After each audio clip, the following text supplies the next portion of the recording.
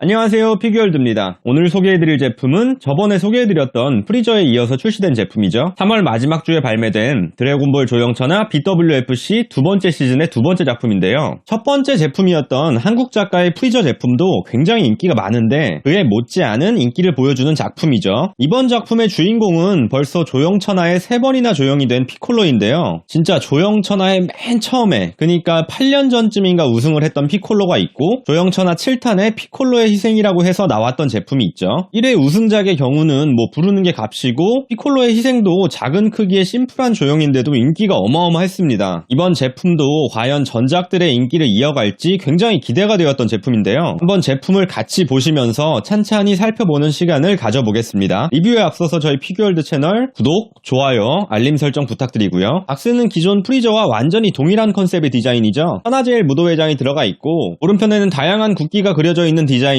피콜로의 피부색이라고 할 수 있는 초록색이 칠해져 있군요. 일본 내수용으로만 나온 비상 역시 색감에 맞춰서 모노톤으로 되어 있습니다. 박스의 좌측면에는 이번 제품의 작가인 마츠우라 켄의 프로필 사진이 있네요. 반프레스토 제품을 여러 번 조형했던 굉장히 유명한 조형사죠. 박스를 한번 개봉을 해보겠습니다. 비닐 포장을 꺼내봤는데 지난번 프리저만큼은 아니지만 부피감은 역시 아주 만족스럽습니다. 진짜 반프레스토는 너무 원피스를 차별하는 것 같아요.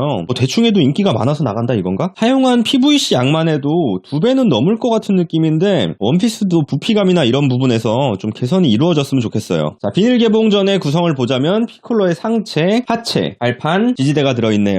망토가 당연히 따로 결합형일 줄 알았는데 완전 부착이 되어 있네요. 조립을 해봤습니다. 이번 제품은 정말 유치원생도 가능한 수준의 조립 난이도를 보여주는군요. 16cm라고 해서 다소 작은 크기라고 생각을 했는데 본체 순수 높이가 16cm이고 지지대가 굉장히 높네요. 지지대랑 발판까지 더하니까 한 25cm 가까이 나와요. 왜 이렇게 높이 지지대를 했는지는 모르겠어요. 지지대가 단단하면서도 굵직해서 그렇게 흔들흔들하지는 않습니다. 망토가 널찍하게 피콜로 뒤에 자리를 잡아주고 있어서 전체적으로 훌륭한 부피감을 보여주고 있어요. 확실히 조형천하도 언젠가부터 부피감을 키우기 시작하더니 이제는 이 정도 크기가 평균 수준으로 고정이 된 것 같네요. 악역에서 시작했던 피콜로인데 이제는 드래곤볼 전사 중에서 브레인을 맡고 있는 인물이라고 할 수 있죠. 원래 이름은 피콜로 대마왕이 죽으면서 토해낸 알에서 나온 마주니어인데 다들 대마왕은 대부분 까맣게 잊어버리고 마주니어가 피콜로가 되었죠. 피콜로의 대표적인 필살기 마관 광살포를 시전하는 모습을 표현을 했고요. 사실 마관 광살포는 드래곤볼에서 몇 번 등장하지도 않아요. 그런데도 불구하고 드래곤볼 Z 시작에서 보여줬던 그 이펙트가 굉장했어요. 몇몇 분들은 에네르기파보다도 비주얼은 훨씬 멋있다고 했었죠. 위력도 굉장해서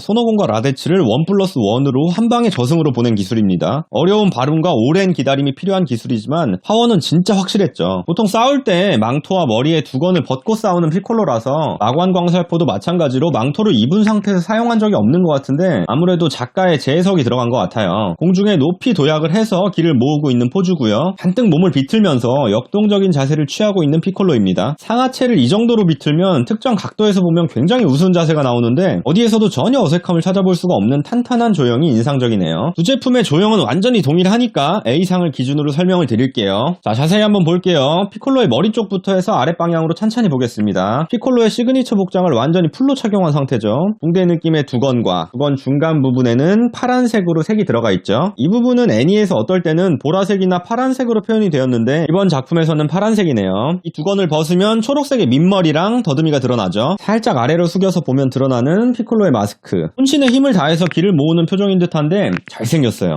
피콜로는 초록색의 피부에 머리카락 한 톨 없고 심지어 눈썹도 없어요. 몸에 털이 없는 피콜로가 이게 현실 세계에서는 완전 그냥 녹색 괴물인데 드래곤볼에서는 잘생긴 데다가 심지어 멋있기까지 하죠. 특유의 툭 튀어나온 눈썹 근육 부분과 날카로운 눈매 그리고 뾰족한 턱도 애니 그대로입니다. 이를 악물고 있는 중에 드러난 치아인데 뾰족한 송곳니도 표현이 되었죠. 피콜로는 청력도 어마어마하게 좋은데 청력에 한몫을 하는 큼직하면서도 뾰족한 귀도 사실감 있게 표현이 되었습니다. 미간 사이에 대고 있는 피콜로의 검지와 중지 뾰족한 손톱의 조형도 좋고 도색도 아주 깔끔하죠. 깨알같이 손가락 마디마디 부분도 보이고요. 그대로 따라 내려오면은 근육질의 피콜로의 팔도 보입니다. 무슨 빗살무늬 토기처럼 들어가 있는 기하학적인 피콜로의 줄무늬와 포인트라고 할 수 있는 분홍색의 가로줄이 깊이 들어가 있는 부분. 테두리 부분의 도색은 확대해서 보면 살짝 아쉬운데 정말 가까이에서 보지 않는 한 크게 눈에 띄지는 않습니다. 반대쪽 팔은 살짝 굽힌 채로 주먹을 쥐고 있는데요. 모공이나 베지터처럼 조각조각 나뉘어져 있는 근육의 구조는 아닌데 팔의 두께가 상당해요.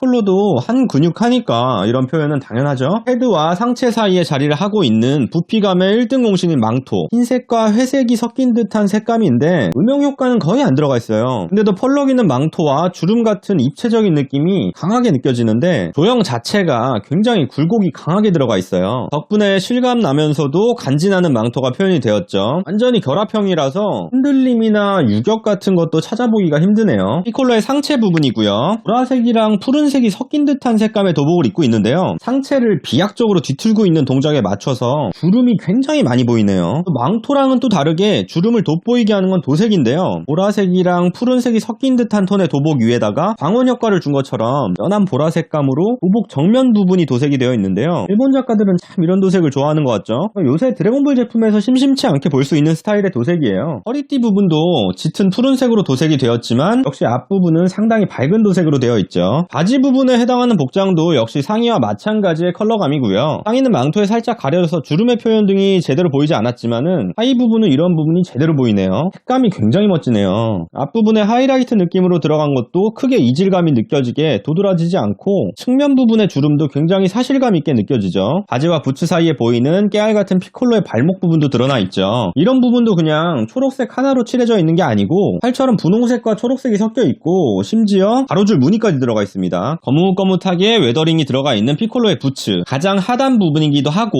앞에서 봤을 때 가장 뒤편으로 보이는 위치에 있어서 그런지 복장 중에서 명암이 가장 강하게 들어가 있는 듯 하네요. 비상을 안 보고 넘어가면 서운하겠죠? 비상도 한번 간단히 볼게요.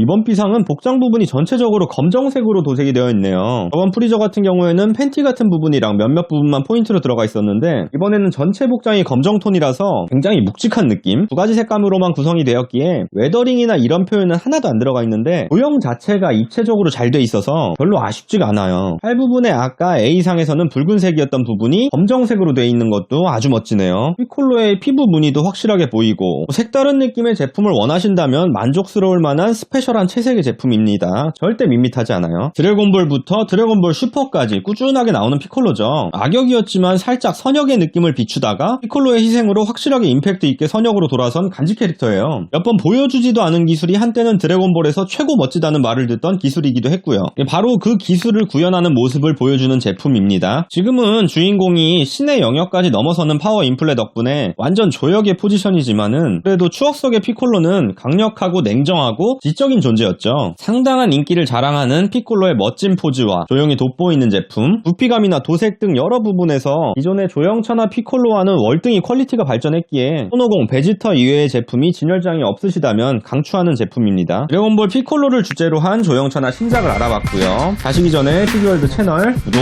좋아요 부탁드리고요. 오늘은 여기까지 하겠습니다.